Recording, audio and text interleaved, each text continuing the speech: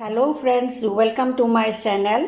আজি মই আপোনালোকৰ ওচৰত আবেলিৰ স্নেক্স এটা লৈ আনিছোঁ চাহৰ লগত খাবলৈ। আলুৰ চপ মই কিদৰে বনাওঁ মই সেইটো আপোনালোকক দেখুৱাব বিচাৰিছোঁ। তাৰ বাবে কি কি বস্তুৰ প্ৰয়োজন হয় আপোনালোকক মই দেখুৱাই দিওঁ। মই 3টা আলু ইয়াতে বইল কৰি পেলাই মিক্স কৰি লৈছোঁ, আৰু এইফালে নিমখ লৈছোঁ, হালধি, কাশ্মীৰী জলকীয়াৰ গুড়া আৰু জালুক জিৰা ধনিয়া প্ৰায় 2 চামুচমান লৈছোঁ। গৰম মছলা পাউডাৰ লৈছোঁ মই 1 চামুচ, আৰু এয়া বেকিং ছ'ডা অলপ লৈছোঁ, এয়া হ'ল চাট মছলা 1 চামুচ। আৰু এইফালে এটা পিঁয়াজ মই কুটি লৈছোঁ, বঙালী ধনিয়াৰ পাত অলপ কুটি লৈছোঁ, গোটা জিৰা অলপ লৈছোঁ 1 চামুচমান, এটা কেঁচা জলকীয়া কুটি লৈছোঁ, আদা নহৰুৰ পেষ্ট অলপ কৰি লৈছোঁ, আৰু এয়া হ'ল মোৰ বেচন 1 কাপ মই লৈছোঁ। আনহাতে ইয়াতে মই ৰিফাইন তেল অলপমান দিব লাগিব। ইয়াতে মোৰ ৰিফাইন তেল আছে আৰু পানী অলপ লৈছোঁ। এতিয়া আহক কেনেদৰে মই বনাওঁ মই দেখুৱাই দিওঁ আপোনালোকক। এতিয়া প্ৰথমতে মই বেচনখিনি ৰেডি কৰি লওঁ।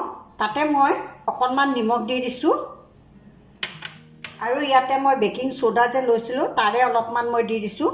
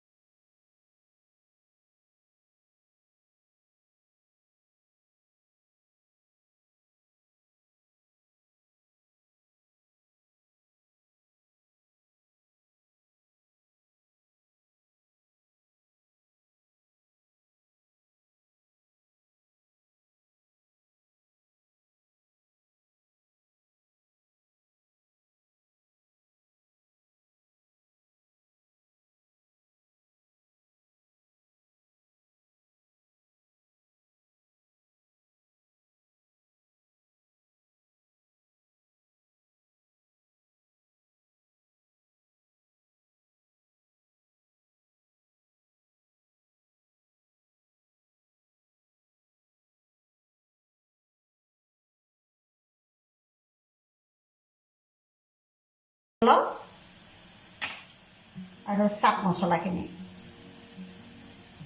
দি অলপ মই লৰাম।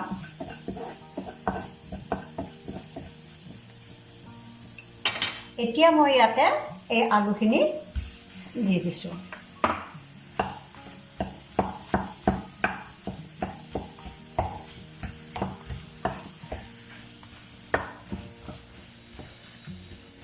দি ইয়াতে এতিয়া অলপ আন্দাজ মতে মই নিমখ দি দিলোঁ,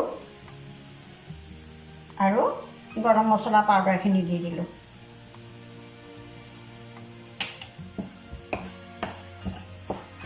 এইটো বেছি সময় ভাজিব নালাগে।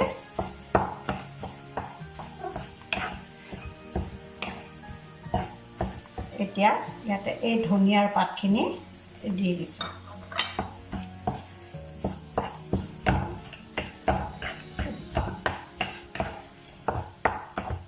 এইখিনি মোৰ এতিয়া ভজা হৈ গৈছে। বহুত সময় ভাজিব নালাগে, অকল মছলাখিনি মিক্স কৰি দিব লাগে। মই এতিয়া এইখিনি নমাই অলপ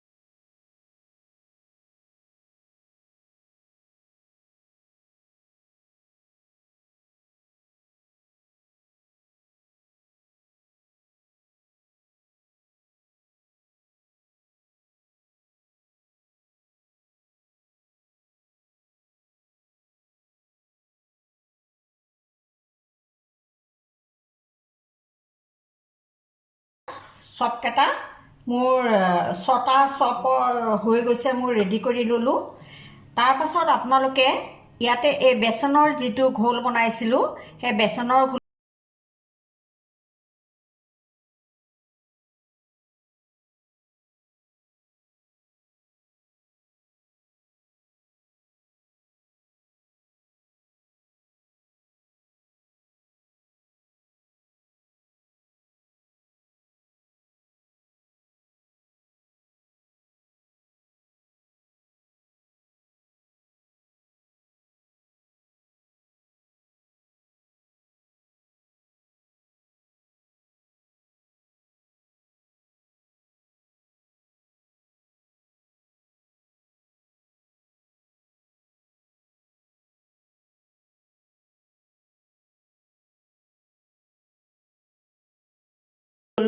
আৰু কেৰাহী এটাত মই এইফালে তেল বহাই দিছোঁ আৰু এইকেইটা এতিয়া মই তেলত ভাজিম লাহে লাহে। খুব বেছি গৰম তেলত দিব নালাগে, জুইটো কমাই ল'ব।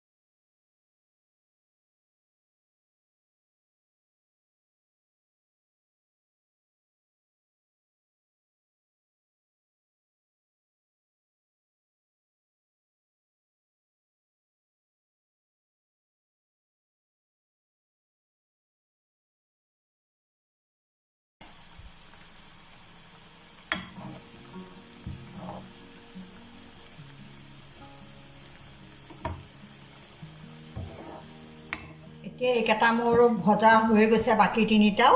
এইকেইটা মই এতিয়া নমাই থ'ম।